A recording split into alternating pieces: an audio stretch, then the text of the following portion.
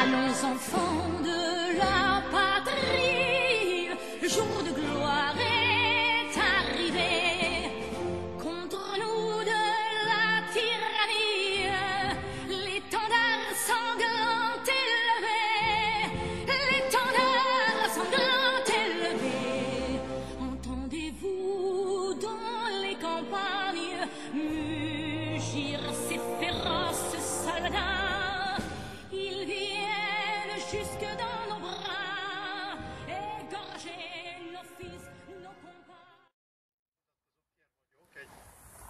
Párizsi, Párizsiból vagyok, tehát Párizsban születtem.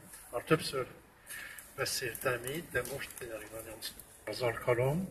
Akkor kezdem, jó? Kedves barátaim! Először hadd idézem Dosztojevszkit, aki ezt mondta. Dosztojevszki. Némiek a vádaratokkal hasonlítják össze az ember egyetlenségét. De ne vessétjük meg az állatokat. Ez az idézet. Most aztán én jövök. Mert az állat nem tud aljas és gonosz lenni. Azzal egyetértünk. Az ember ellenben igen. Igaz, hogy az állat is tud ölni. De csak azért teszi meg, mert éhes, vagy küzdenie kell a túlélésért. De így vakon, idegvére, pláne ilyen barbár módon soha. Azok, akik ezt a barbárságot elkövették Párizsban, ráadásul hidegvére, nagyon kicsodák.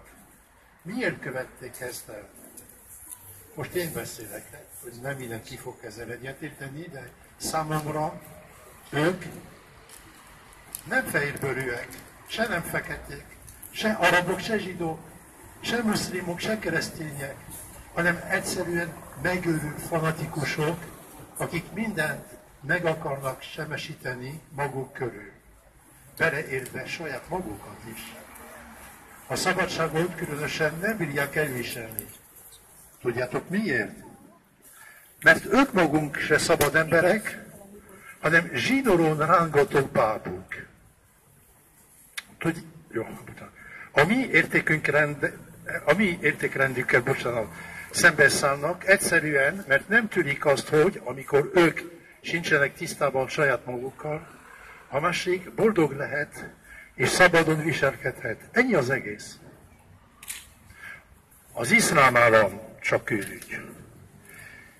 Mint annak idején, biztosan, amikor volt az anarchizmus, vagy később a szélsőségek marxista mozgalmak, mint a Vörös Brigádok Olaszországban, vagy a német Rote Armee frakció.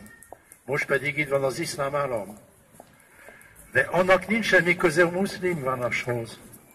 Az égvilágon semmi, sőt, a muszlim közösségek, akár Franciaországban, akár Magyarországon, akár máshol is, tudomásom szerint, szigorúan és egyértelműen elítélik őket.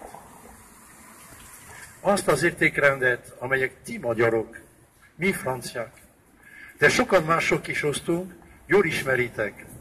Ezek a szabadság, egyenlőség és a testvériség. De ezen túl a tolerancia, a kegyelem, a nyitottság is. Ezeknek az értékeknek köszönhetjük, hogy az emberek, a kultúrán és a vallások sokszínűek. Magyarul ezeknek köszönhetjük, hogy ilyen gazdag és nem pedig egyszínű a mi világunk. Ennek az ellentéte az intolerancia, amely az ismeretlentől és a különbözőségtől való félelmében háborúkat szül. Lehet engem követni, ugye? Igen. Köszönöm. De ami a pénteki merényletek hatását illeti, nem érték el a céljukat, sőt túlötték a célon. Mert pont fordítva sült el a szándékuk. Ezek után egyre erősebb lett az emberek összetartása. Ezek után még jobban harcolni fogunk a közös értékeinkért, a szabadságunkért. Sőt, olyan államok, kormányok, amelyek eddig nem képviseltek egy közös álláspontot, most már kezdenek egymás felé lassan közeledni. Ez az eredmény. Félelmet is akarták kelteni az emberek között. Hát, Ez sem sikerült. Sőt, ahogy látom körülöttem, akár kint Párizsban, akár itt Budapesten, pont fordítva történt. Ti, akik itt vagytok, most ennek az eklatáns bizonyítékei vagytok. Tehát nem félünk, sőt ellenkezőleg elnézést, bátrabbak leszünk, merci. Ezzel kapcsolatban eszembe jut Párizs címerén látható hajó, és annak jelmondata latinul, fluctuat nem mergitur, azaz magyarul, hánykorodik, de sosem süllyed el. Most, még mielőtt befejezném, hadd mondjam el a legfontosabbat. Azt, hogy mi franciák nagyon-nagyon hálásak vagyunk nektek, azért, ahogy ti magyarok reagáltatok erre a tragédiára. A magyarok majdnem kivitel nélkül szolidaritásukat fejeztek ki a francia néppel. Akár ti magánemberek, akár hivatalosan is. Azt hiszem, mióta ide járok, és régóta járok ide, ilyen nagy szimpatikus hullámot még nem tapasztaltam.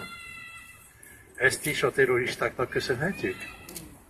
Szóval végső esetben mi leszünk a győztesek, ők a vesztesek, csak bízunk ebben. Merci beaucoup, köszönöm szépen.